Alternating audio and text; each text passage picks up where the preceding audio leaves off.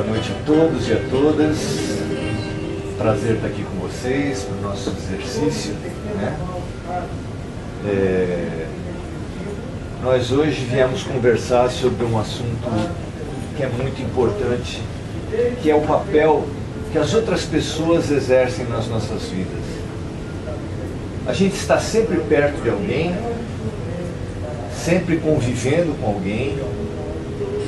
Até o náufrago daquele filme arrumou uma bola de vôlei que tinha a marca Wilson, e ele chamava de seu Wilson porque nós temos uma necessidade muito grande de termos uma convivência.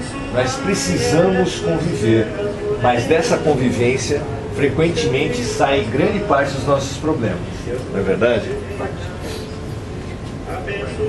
E entender o papel que essas outras pessoas exercem nas nossas vidas é uma questão fundamental. E há uma contradição muito grande no mundo. A quase totalidade da humanidade na Terra segue alguma religião. Mais de 2 bilhões são cristãos, 1,7 bilhões são muçulmanos, hinduístas, shintoístas, as mais variadas religiões, todos dizendo que acreditam em Deus. Todas as pessoas praticamente da Terra, se nós fizéssemos uma pesquisa, você ama a Deus? Todo mundo diria que ama a Deus. Mas também, se nós fizéssemos uma rápida olhada num mero canal de televisão, a gente ia perceber que a humanidade não se ama, que o ser humano não ama um ao outro. Então há um paradoxo muito interessante, há uma contradição muito interessante que nos deve desafiar. Porque a humanidade está dizendo, pelos fatos, pelos dados, que nós amamos a Deus, mas não amamos o próximo.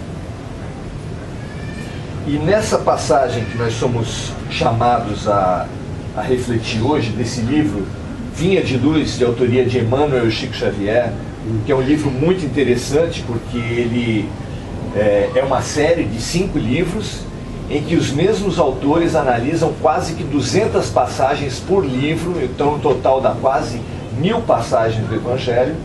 E ele, nessa passagem de hoje, que eu uso esse livro para saber qual é o assunto que os palestristas estão querendo que seja transmitido, porque é um trabalho de equipe, né, que a gente aqui é só o porta-voz, né? E hoje, a primeira carta de João, ele fala o seguinte: e dele temos este mandamento, ou seja, dele quer dizer de Jesus, e de Jesus temos este mandamento, que quem ama a Deus, ame também o seu irmão. Quem ama a Deus, segundo João, citando Jesus, quem ama a Deus tem que amar o seu irmão. Será que a gente pode amar a Deus sem amar o irmão? É mais ou menos como você falar que adora um compositor de música, só não gosta das composições dele. Como assim? Eu adoro um cozinheiro, só não gosto da comida que ele faz. Tá complicado. Como é que é possível a gente amar a Deus, que é o Criador, sem amar a sua criação? É uma contradição muito grande. Inclusive porque há muito tempo que os teólogos, que todos os filósofos e todos os profetas vêm dizendo que Deus está na própria criatura. Vocês já ouviram aquela saudação dos hindus, o Namastê? Namastê é uma saudação na qual a gente diz assim: o Deus em mim, o Deus que mora no fundo de mim, no meu fundo, na minha maior profundidade, reconhece, procura e ama o Deus que mora em você.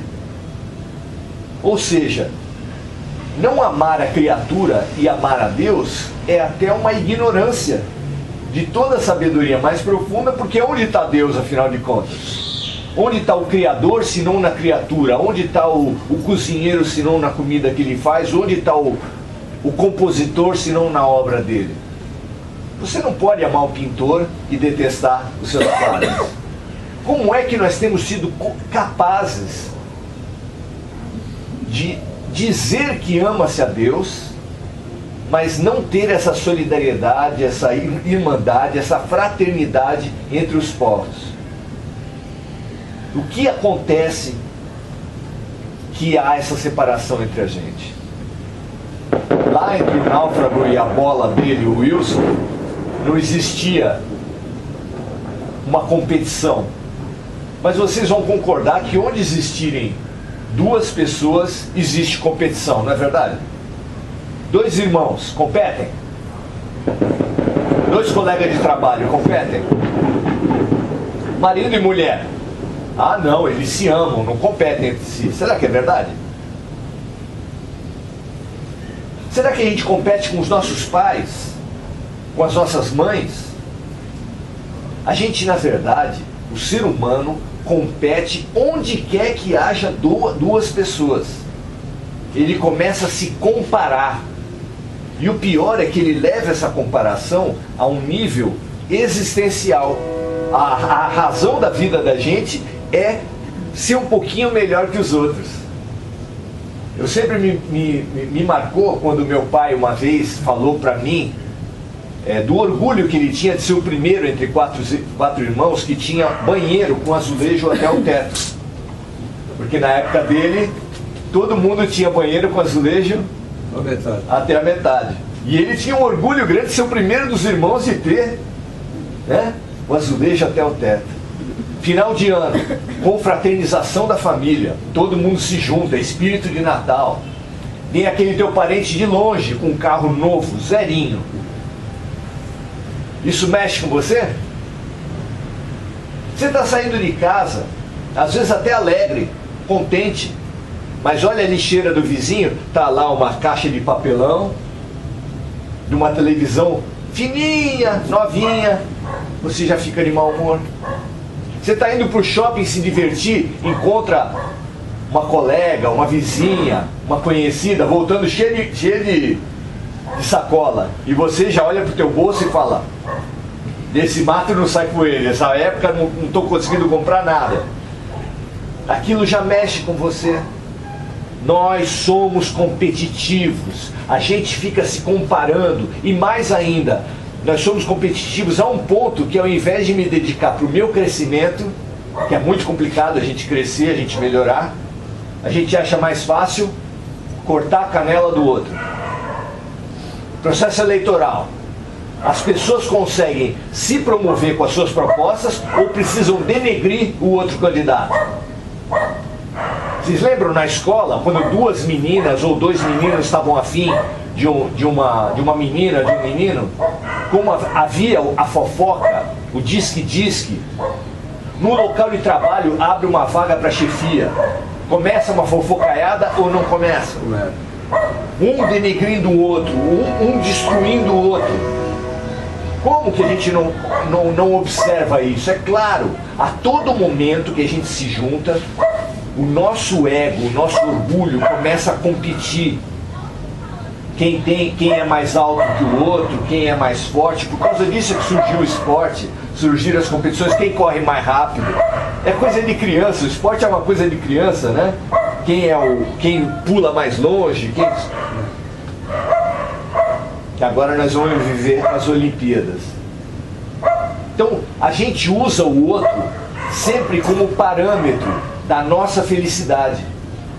Não basta a gente estar bem, nós precisamos estar melhor que o outro. Dois irmãos competem até através das suas mulheres. Competem a atenção da mãe, competem pela atenção do pai, competem pelo salário, competem até pelas suas mulheres, pelos seus filhos. E essa competição, quem ganha? É interessante a gente pensar a respeito disso. Numa guerra, quem ganha? Você já imaginou o que é um MMA ou boxe? Boxe é um esporte que você entra num quadrado sabendo que vai levar muito murro na cara. Quem é aqui que gosta de levar muito murro na cara? E a pessoa vai lá voluntariamente. Sabe qual é a esperança dele? Bater mais no outro. Ah, mas isso é só ignorância das lutas. Não é não, eu trabalho no fórum. Eu sei que um casal que até 6 meses atrás tudo fazia para se agregar, para se desculpar, para reconstruir as coisas, quando eles decidem se separar, meu Deus do céu, o que acontece na cabeça dessas pessoas? Até abusador sexual, alcoólatra, as piores acusações são feitas de um para o outro. O que acontece conosco? Que precisamos, que vemos na outra pessoa adversários, vemos um competidor. É muito interessante a gente pensar a respeito disso, especialmente porque o pensamento humano tem evoluído e nós temos cada vez mais percebido que nós fazemos parte de um sistema. Hoje, um psicólogo, se for atender uma criança e um adolescente, eles conseguem atender aquela criança, aquele adolescente, sem conversar com os pais? É possível isso? Mesmo uma esposa, um marido infelizes, eles já são trabalhados como terapia de casal, como terapia de família. Se você quiser melhorar a vida de um bicho de uma floresta, você consegue melhorar só a vida dele? Você precisa atuar sobre um sistema. Cada vez mais a humanidade sabe que nós somos um sistema. Nós somos um corpo só. É muito interessante a gente pensar numa história, uma parábola moderna que fala muito a respeito disso. Diz que uma partezinha de um grande todo, uma parte pequena de um grande todo, não se conformava de ser tão pequena, porque ela era pequenininha, bem pequenininha. Ela não gostava dessa história. Ela queria ser grande. E ela, querendo ser grande, descobriu que a maneira de ser grande era comendo as outras. E ela começou a comer as outras. Comeu e começou a ficar muito grande. E quando ela ficou bem grande, ela morreu, o corpo morreu e as outras morreram, porque essa partezinha era uma célula e o nome dessa célula é célula cancerígena. Essa é a parábola do câncer, que fala muito a respeito da gente. Porque quando um quer ser maior do que o outro num casamento, quem perde? Ou quem ganha? Quando dois irmãos querem ser um maior que o outro, quando dois países, dois vizinhos, quem perde? Os dois. Quem ganha? Ninguém. Nós podemos pensar, nós podemos dar uma diferença e começar a entender um pouco mais o que é a humanidade, o que é a vida. Madre Teresa de Calcutá tem uma frase fantástica a respeito disso. Ela fala que a nossa evolução, o nosso crescimento, a questão da nossa vida nunca foi entre você e uma outra pessoa, nunca foi entre nós e os outros. Isso é um erro humano. A questão da criatura sempre foi entre nós e Deus. E isso muda completamente o nosso ponto de vista. Às vezes, você, quando está no meio de uma disputa, no meio de uma batalha pessoal, com um vizinho, vocês já tiveram disputa de vizinho? Meu Deus do céu, como toma a vida da gente isso. Você já teve um inimigo no teu local de trabalho? Você não pode nem fugir. Todo dia você tem que ir para lá. E quando o inimigo é na relação conjugal, como é que fica? Você não sabe fugir. Quando é teu filho que não vai com a tua cara? Ah, filho também não vai com a cara de pai e mãe? Será que acontece isso? Claro que sim. nós estamos o tempo todo nos encontrando. E às vezes as maiores perturbações nas nossas vidas são aquele outro que fica mais próximo. E Madre Teresa falou que nunca a nossa questão foi entre nós e o outro, mas sim entre nós e Deus. Você não precisa ser melhor que ninguém, você precisa apenas se aproximar de Deus. A felicidade, a comunhão é apenas religar. A função das religiões, o que é? Religar. A palavra religião vem de religare, do latim, que é religar a criatura com o Criador. Se essa, no final das contas, deixando de lado as competições, se essa é a questão da nossa vida, é o namastê, é nós nos encontrarmos com o outro, com Deus, com o bem. Se essa é a questão da nossa vida, como Jesus falou, para a gente amar a Deus sobre todas as coisas, a gente tem que remodelar e mudar o foco das nossas vidas. A gente pode passar a olhar o outro como uma oportunidade de agregação.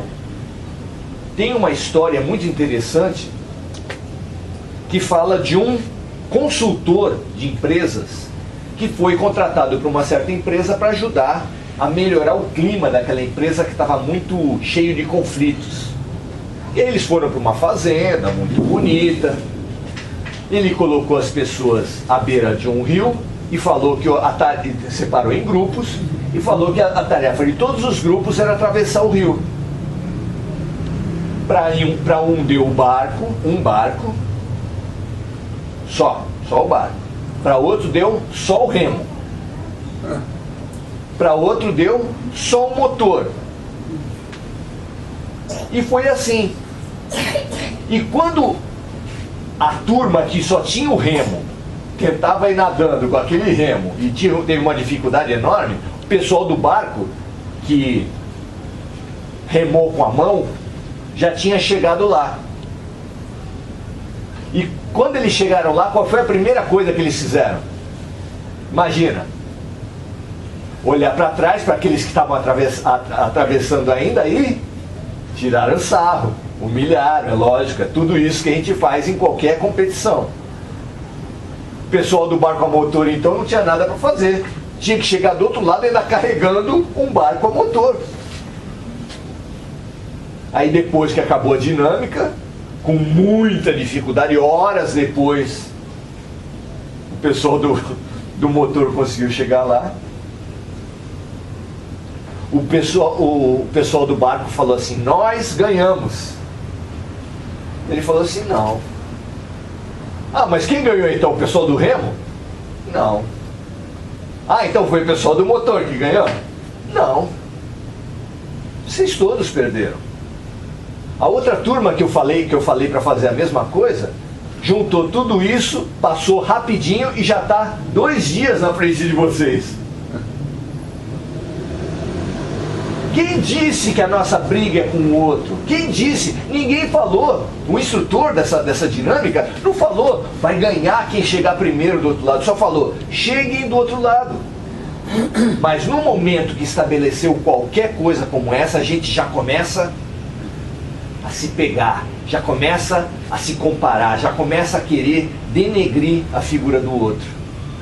E isso é muito claro a todo momento, pois o Espiritismo vem trazer uma outra perspectiva para a nossa vida. Nós todos, sem escapar nenhum de nós, só podemos encarnar na Terra mediante um planejamento reencarnatório. Esse planejamento ele é minucioso e ele abrange todas as questões da vida de cada um de nós. Quais são essas questões? O corpo que você tem, ele foi planejado.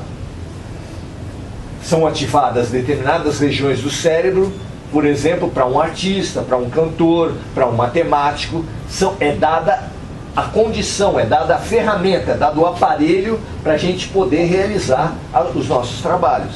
Um atleta, como é que pode ser que esses atletas fantásticos tenham um tempo? Se você alguma vez já correu 10 km da tribuna, você fala assim, nossa, mas eu estou no 2º quilômetro e o queniano já acabou a prova.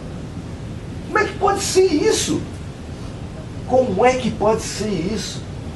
Porque a vida planeja e dá para cada um uma parte, dá para cada um uma condição e planeja a partir do próprio corpo da gente.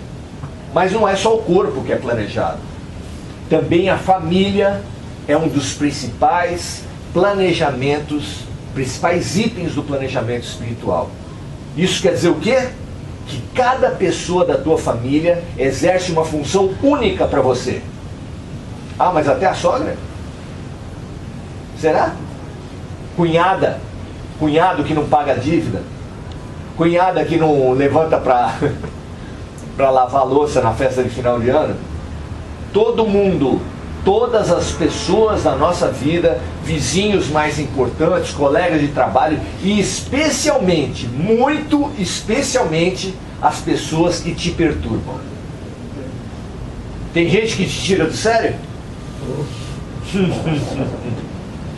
Por que será que tanta gente passa na tua vida e só algumas pessoas te tiram do sério? Você nunca se perguntou a respeito disso? Quando Jesus falou, amai os vossos inimigos, muita gente que lê essa parte do Evangelho e fala assim, não, tudo bem, eu concordo com tudo que Jesus falou, mas essa parte não dá. Como é que ele pode querer que eu ame meus inimigos, gente?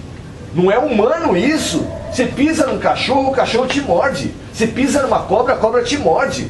Não é plausível que nós amemos os nossos inimigos. Certo? Os bichos fazem isso, mas se a gente não for mais que os bichos, ora, nós precisamos ser mais que os bichos, nós podemos ser mais que os bichos, ou não? Nós podemos perceber que a pessoa que nos irrita, que a pessoa que nos perturba, está indicando para nós o nosso ponto fraco. E o que você faz quando consegue finalmente achar um médico que faz o diagnóstico do teu problema? Depois de ter passado por 4 ou 5, chega o médico e fala, você tem isso, faz os exames e aponta o teu diagnóstico. Você vai dar o tapa na cara dele? Claro que não. Claro que não, ele está te prestando um serviço. Sabe o que o inimigo faz com a gente? Ele passa um scanner da tua alma e acha os teus pontos fracos. Para quê? Realmente ele não faz isso para te ajudar. Ele faz isso para te perturbar, para te atingir. Mas ninguém, nenhum amigo, nenhuma mãe, nenhum pai, nenhum irmão vai passar a vida toda obcecado para achar o teu ponto fraco. Ou você acha que vai? Qual é a mãe que passa a vida toda tentando achar o ponto fraco do filho? Claro que não. Ninguém, exceto o inimigo. Ele presta um serviço para você que é único, ninguém mais faz isso. Tudo bem, eu acho que a gente não pode também querer que o ser humano, nesse estágio que a gente está, ainda agradeça, né? Muito obrigado por você ter achado meu ponto fraco, por você me acusar, por você me humilhar. É claro que a gente não tem sangue de barata. Mas se a gente entende que cada vez que a gente é tirado do sério, aquilo aquela dor que é causada é um sinalizador para a tua vida, assim como a dor é um sinalizador para o médico. O que faz o médico se você chegar na frente dele e falar que não tem dor nenhuma? Mal-estar nenhum, problema nenhum, tá tudo bom. Como é que ele vai te tratar? Trata alguma coisa? Claro que não. É a dor que sinaliza o tratamento. É a dor que direciona o tratamento. E quem impinge a dor nas nossas vidas? O inimigo. O inimigo acha o nosso ponto fraco. E quem não sabe qual é o problema que ele tem, não resolve nunca. Já ouviram falar alcoólatra ou drogado que fala que para a hora que quiser? Que não é dependente? Já ouviram falar isso? Essa pessoa vai se curar quando? Nunca. Enquanto não falar, eu tenho um problema, que é o primeiro passo dos 12 passos dos Alcoólicos Anônimos, é falar assim, eu reconheço que eu tenho uma doença. Enquanto você não reconhece que tem uma doença, não se cura nunca. A dor, ela é fantástica, ela é direcionadora. Então, ela possibilita as pessoas que surgem nas nossas vidas e que nos desafiam, nos trazem adversidade, elas prestam um serviço inestimável. Mas também aquelas que solicitam a nossa ajuda. Quem tem filho aqui sabe que a gente, quando tem filho, a gente procura se fazer melhor para os filhos. Se você, por exemplo, assiste jogo de futebol e xinga as pessoas no jogo, tá com teu filho perto, você vai tentar não xingar, né? Vai tentar dar um jeitinho, você vai tentar se fazer melhor para os seus filhos. Se você já tentou dar aula uma vez, pelo menos, de qualquer assunto, você vai saber que aquilo que você achava que sabia, quando você tem que ensinar, você precisa saber mais ainda. Quem vai dar aula precisa saber mais ainda das coisas. Todo mundo que vai ajudar alguém, antes de melhorar o outro, antes de ajudar o outro, se ajuda a si mesmo. Que nem o pincel, que para pintar a parede, primeiro pinta quem? A ele mesmo. A ele mesmo. Então, seja através das pessoas que nós consideramos inimigos, seja através da solidariedade que nós somos muitas vezes chamados a prestar a outras pessoas, as relações humanas são sempre caminho, sempre ponte para nós alcançarmos a nossa melhoria. E quando você olha as tuas relações humanas, as relações da tua vida, sob o olhar da eternidade, sobre o olhar das múltiplas vidas, você vai descobrir coisas fantásticas que vão te dispor a um aprendizado, a um crescimento que é único, gente. Quando você aprende alguma coisa das vidas sucessivas, você vai saber assim, puxa, eu nunca vi uma pessoa, já antipatizei. Por que é? A psicologia não vai te ensinar isso. Ela fala assim, se você realmente nunca viu aquela pessoa, se ela não lembrou você, não te lembrou de ninguém, não tem explicação. Pois com as vidas sucessivas nós sabemos que são reencontros, preciosos reencontros de almas que estão se digladiando e se afrontando e se maldizendo e se agredindo às vezes há séculos, e que quando se encontram tem uma grande oportunidade de se libertarem. Será que elas estão dispostas a isso? Esse é um segundo passo. Mas pelo menos você, com o olhar das vidas sucessivas, da reencarnação, da lei de causa e efeito, aplicada à espiritualidade, aplicada às nossas vidas, nós vamos saber que as relações, elas são perfeitas, elas formam um encaixe perfeito, colocadas unicamente para o nosso crescimento. E aí, ao invés de você lamentar o pai que você teve, a mãe que você teve, a infância que você teve, o filho que você teve, gente que tem filho portador de necessidades especiais, às vezes nega o filho até o fim, não consegue atender aquela criança, acha que foi injustiçado por causa disso, constrói um quartinho no fundo da casa e deixa lá, nem fala para as visitas que tem. Muita gente nega as suas relações, nega os seus aprendizados pela absoluta incapacidade de entender o papel das relações no nosso processo de desenvolvimento.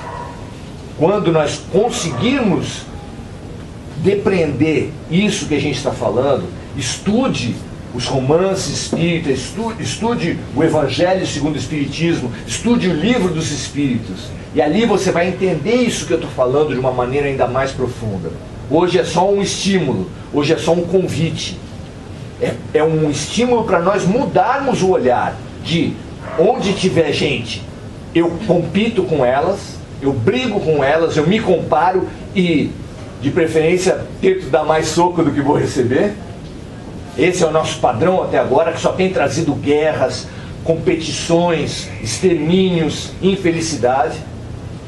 Para um outro padrão que fala assim, cada pessoa da minha vida é Deus falando comigo.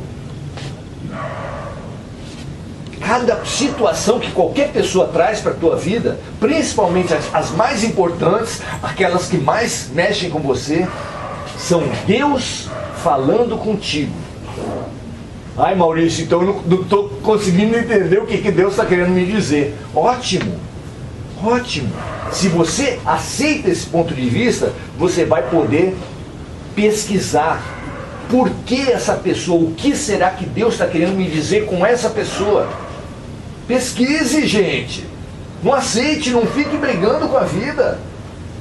E todos nós temos, e eu remeto todos nós nas nossas pesquisas, aos nossos espíritos protetores. Para você avançar na tua pesquisa, entender o que a tua doença até, o que as situações e principalmente o que as pessoas vieram trazer para a tua vida, hoje à noite ainda, e durante pelo menos um mês, você antes de dormir faça suas orações, uma oração de verdade, que eleve o teu padrão vibracional, e pergunta para o teu anjo da guarda, porque ele é um super especialista a teu respeito. Ele sabe das outras vidas, ele sabe das coisas que vão acontecer ainda nessa vida, ele sabe dos teus sentimentos e dos teus pensamentos. Você, bem sintonizado e aberto para o teu espírito protetor, ele vai te orientar durante a noite, quando o teu espírito se desprende do teu corpo, e você está muito mais suscetível, muito mais sensível, muito mais aberto. Ele vai te ensinar, vai te remeter às outras vidas, vai dizer o sentido das coisas, e você, sem saber porquê, no meio desse um mês que você se abrir para o teu espírito protetor, você já vai ter outra compreensão, porque às vezes a gente não lembra o que aconteceu à noite, a maior parte das vezes a gente não lembra, mas pode ter certeza que o teu tratamento, o teu atendimento, o teu acolhimento e as tuas relações vão ser destrinchadas, ensinadas, e você vai aprender finalmente com elas a sair do eu bato porque o outro me bateu, para se ele não perdoar, eu vou voar. Se ele não quiser andar, se ele não quiser mudar de padrão, se ele não quiser virar página, o problema é dele. Mas a minha postura vai ser de pedir perdão e de me perdoar, de transformar a minha vida e de abrir o meu coração. É isso que, mais do que um dever, muito mais do que um dever religioso, é isso que vai de verdade possibilitar a libertação das nossas almas, frente a um passado que a gente vem carregando pedra há muito tempo, e que talvez, se você tiver um pouco de coragem, talvez seja a hora de mudar de ponto de vista, de mudar de padrão e de se libertar para a luz. Obrigado, gente. Obrigado, muito bem.